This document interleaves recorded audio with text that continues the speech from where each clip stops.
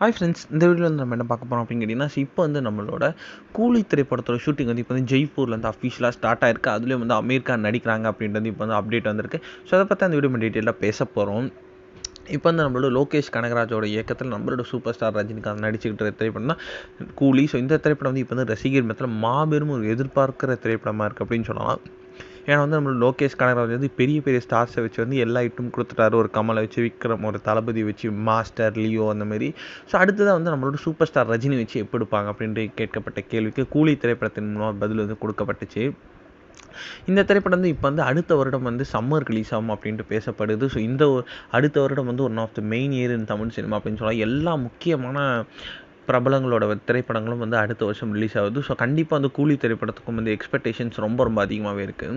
ஏன்னா வந்து இப்போ வந்து நம்மளோட கூலி திரைப்படத்தில் வந்து நம்மளோட அமீர் கான் வந்து ஒரு கேமியோ ரோலில் நடிக்கிறாங்க அப்படின்றது நம்ம எல்லாருக்குமே தெரிஞ்ச விஷயம். அவங்களோட ஷூட்டிங் மட்டும் ஜெய்ப்பூரில் வந்து நடக்குது. அதனால தான் இப்போ மொத்த படக்குழுவும் ஜெய்ப்பூர் போயிருக்காங்களாம்.